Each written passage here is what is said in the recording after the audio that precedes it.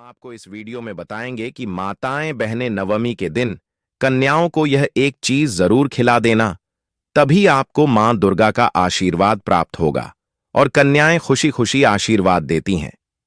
कन्याएं पूजन के दिन अगर आपने कन्याओं को खुश कर लिया तो मां दुर्गा आपसे स्वयं ही प्रसन्न हो जाएगी, क्योंकि कन्या के मस्तक पर मां नवदुर्गा के 9 रूप विराजमान होते हैं। वीडियो को पूरा जरूर देखें, बहुत ही लाभदायक वीडियो होने वाली है उन माताएं बहनों के लिए जिन्होंने चैत्र नवरात्रि का व्रत रखा हुआ है। इस वीडियो को पूरा देखने से आपको वह जानकारी प्राप्त हो जाएगी जो आपको पूरे नवदुर्गों में 9 के 9 दिन पूजा करने के बराबर जानकारी होने वाली है। चैत्र नवरात्रि की नवमी तिथि पर कन्या पूजन का विशेष महत्व होता है। इसे करने से मां दुर्गा की कृपा प्राप्त होती है और सुख समृद्धि का आशीर्वाद मिलता है।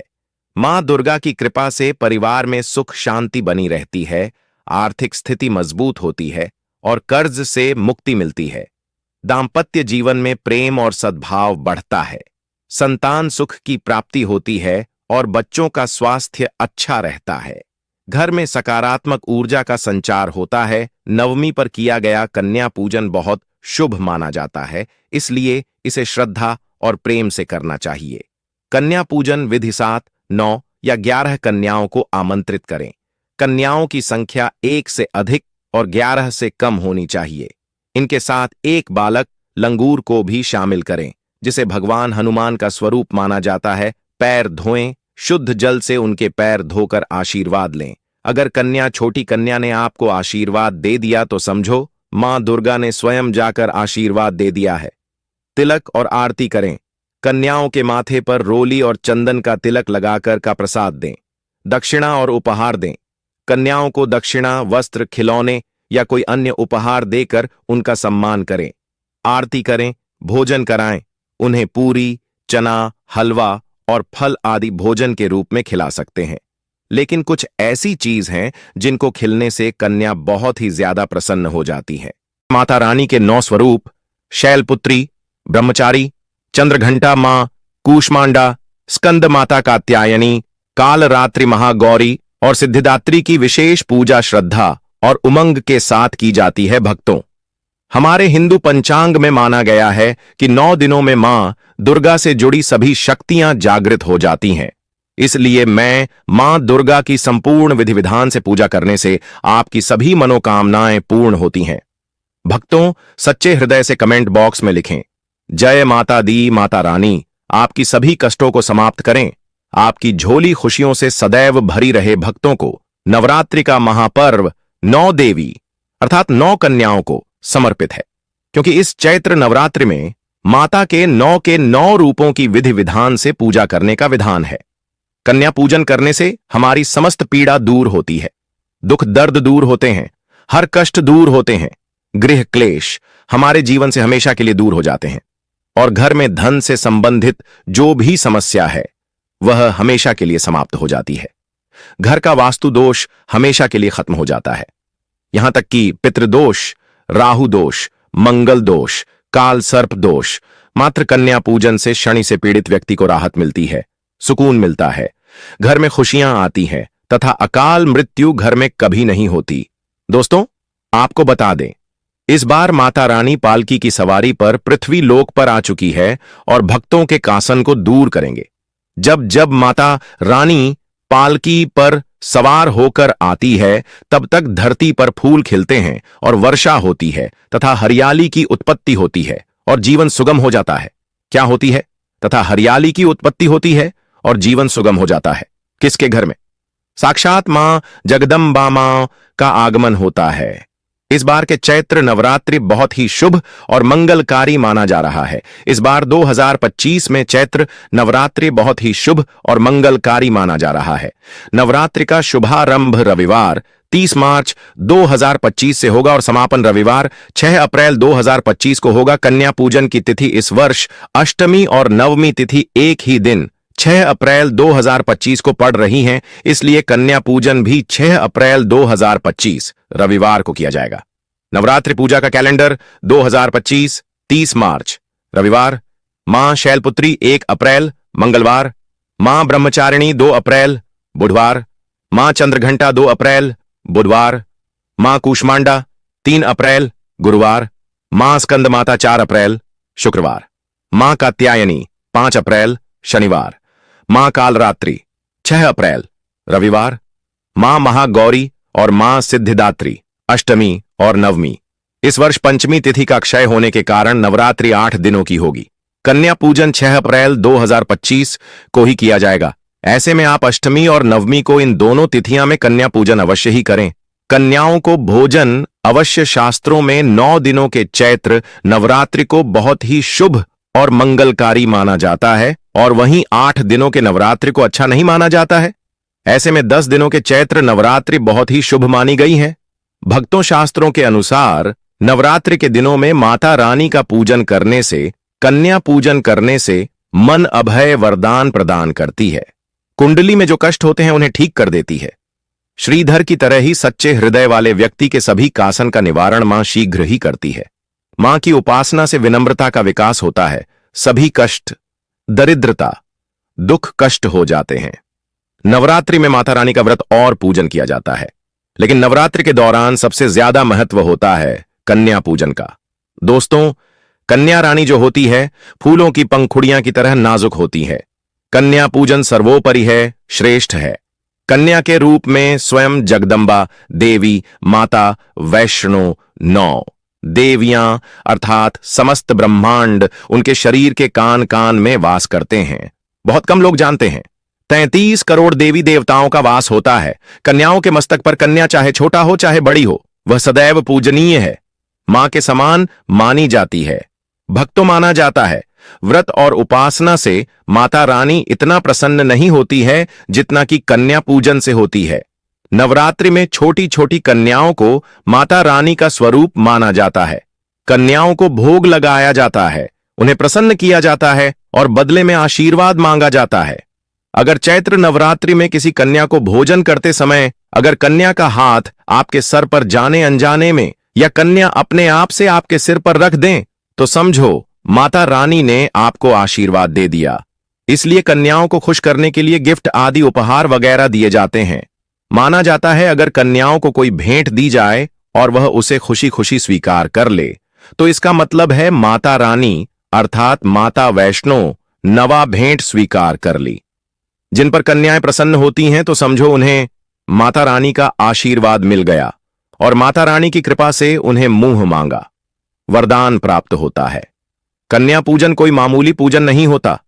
समस्त ब्रह्मांड में जो पूजा होती है उनसे बढ़कर कन्या पूजन को माना जाता है।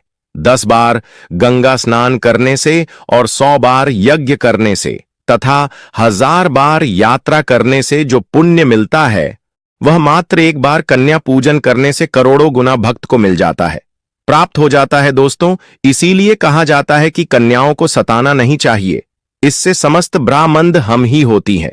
कन्याएं कोई मामूली नहीं होती। कन्या के रूप में स्वयं उनके मस्तक पर विराजमान होकर स्वयं देवी चलकर आपके घर तक आती है। नवरात्रि में 2 साल से लेकर 10 साल तक की कन्या का पूजन होना चाहिए। अष्टमी अथवा नवमी को कन्याओं के पैर धोकर भोजन करना, उपहार आदि देना श्रेष्ठ माना जाता है, दुर्लभ माना जाता है। ऐसा मौका कभी हाथों से नहीं जाने देना चाहिए।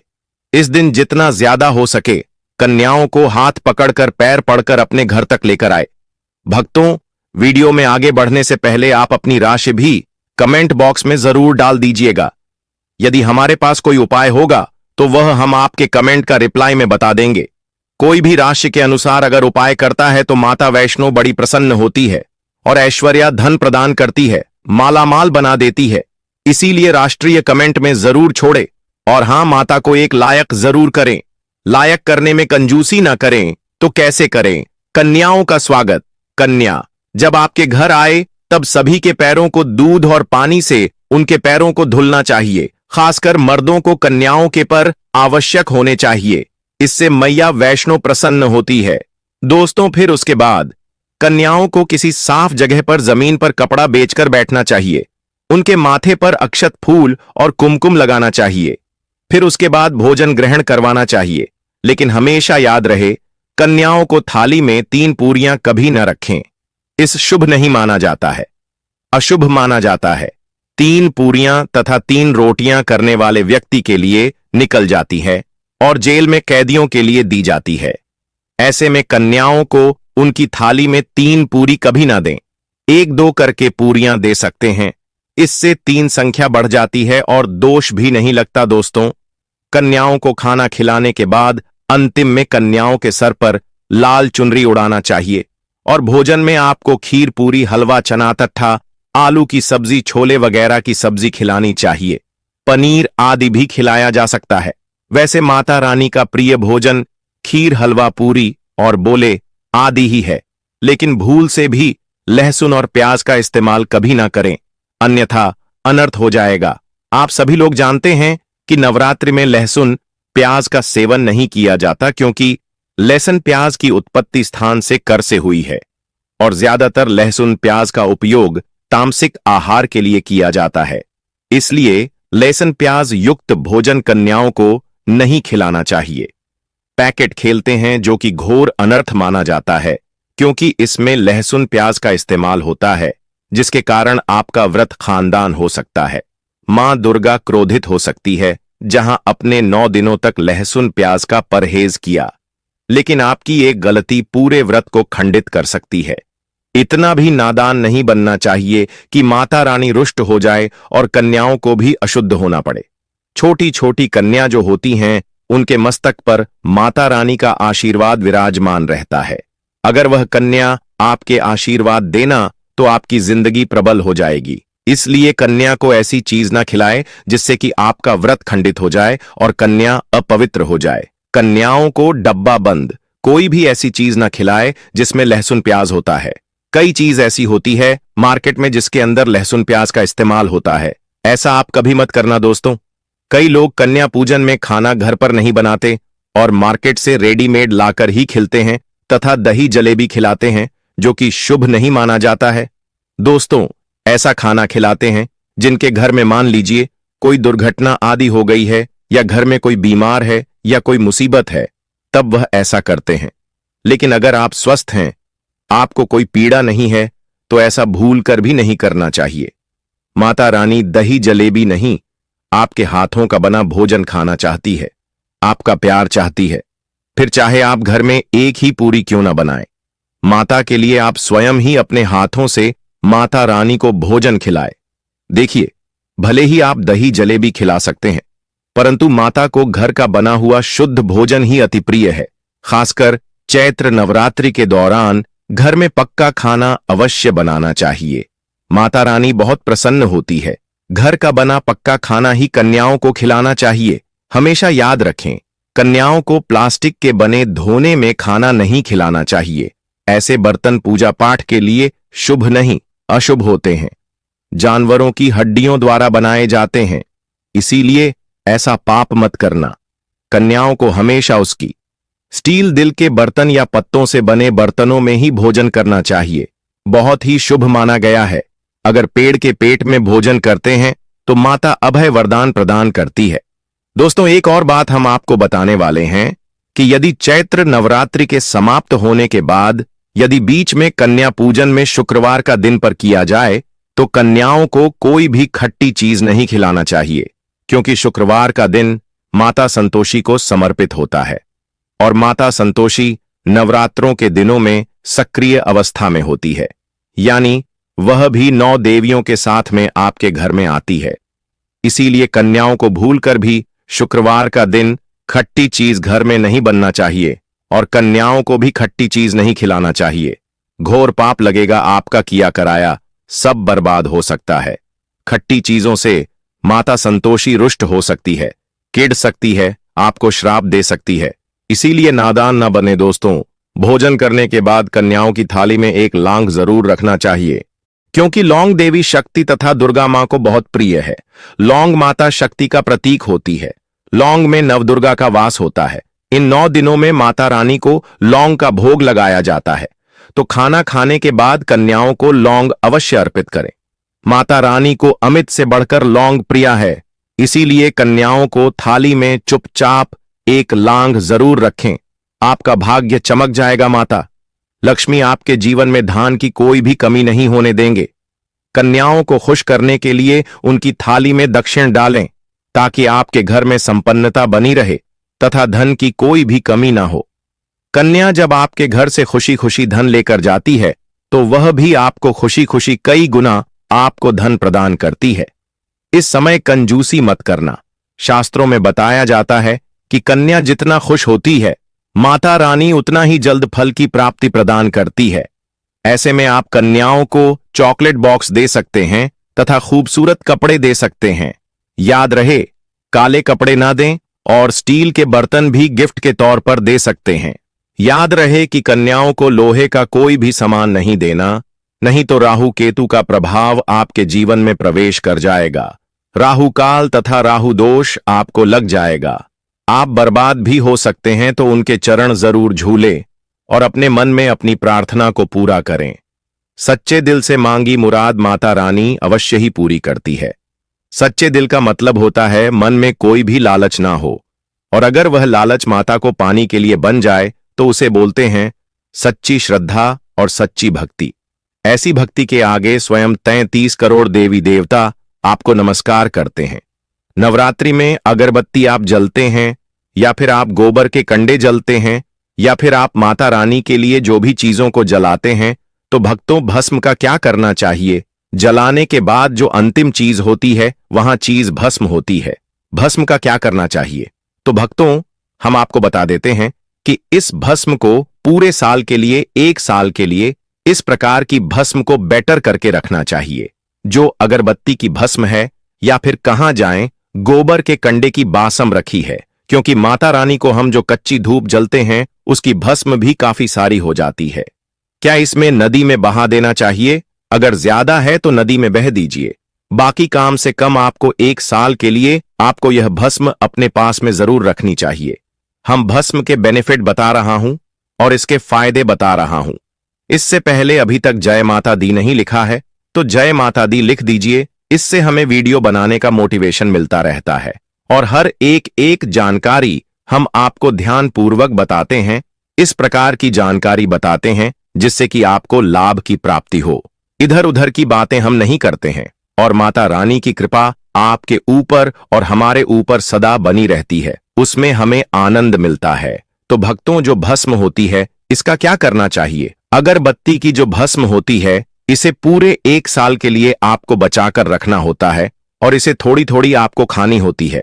अगर आप चाहते हैं कि आपकी अध्यात्म उन्नति हो, आपकी प्रगति हो, तो यह थोड़ी थोड़ी मात्रा में खाना शुरू कर दीजिए। आपका जो सोचने समझने की क्षमता है इतना ज्यादा पावरफुल हो जाएगी कि आपके आसपास में रहने वाले लोग जितना सोचते हैं उसे 1000 गुना ज्यादा आपकी सोच बढ़ जाएगी।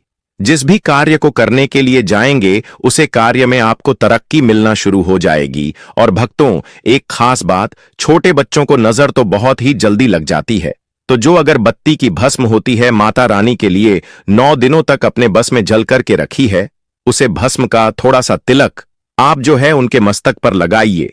या फिर चाहते हैं तो जिस हिस्से में दर्द हो रहा है, जैसे कि पेट में अचानक से दर्द हो रहा है, उसे हिस्से पर आप जो है इस भस्म को रगड़ दीजिए। अच्छी तरीके से भस्म लगा दीजिए तो पेट में अगर प्रेत लगा हो, प्रेत खत्म हो जाएगा, बाहर निकल जाएगा। सर दर्द हो रहा है, सर में लगा दीजिए। यानी कहने का मतलब है कि यह आपकी हर प्रकार के दुख तकलीफ बढ़ाव को दूर करने का काम करता है। नित्य खाएंगे। अपने छोटे बच्चों को खिलाना शुरू कर दीजिए।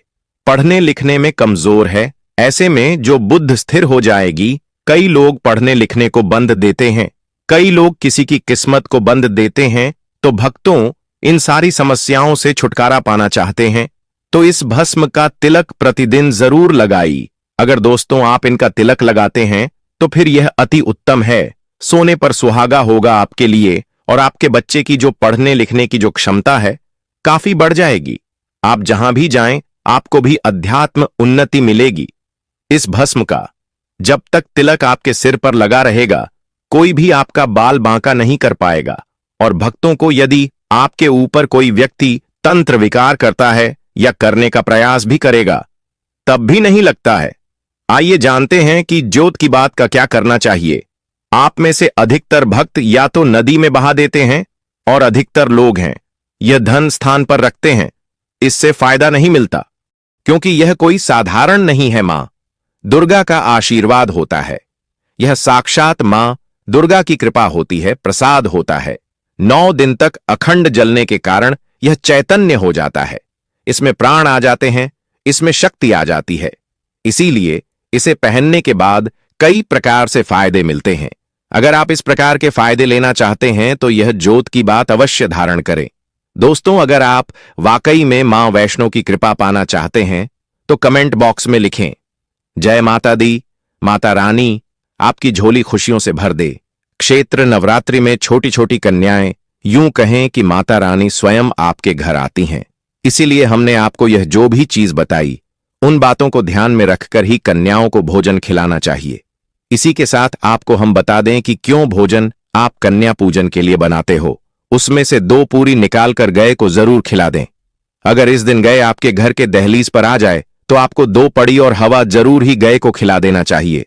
गाय माता लक्ष्मी का रूप है। गाय के शरीर पर 33 करोड़ देवी देवताओं का वास होता है। अगर आपने गाय को यह चीज खिला दे तो 33 करोड़ देवी देवताओं का आशीर्वाद आपको प्राप्त हुआ और आने वाले कुछ ही दिनों में आप धनवान बन जाओगे।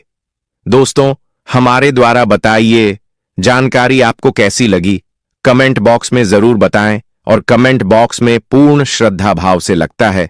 जय माता दुर्गा, माता रानी कृपा आप पर और आपके परिवार पर सदा ही बना रहे। वीडियो अच्छा लगा हो तो वीडियो को लाइक कर देना, चैनल को सब्सक्राइब जरूर ही कर लेना, ताकि इसी प्रकार की और भी ज्ञानवर्धक जानकारी आपको सीधे नोटिफिकेशन के माध्यम से प्राप्त होती रहे। वीडियो के अंत तक बने रहने के लिए आप सभी का धन्यवाद। मिलते हैं नेक्स्ट वीडियो में, तब तक के लिए।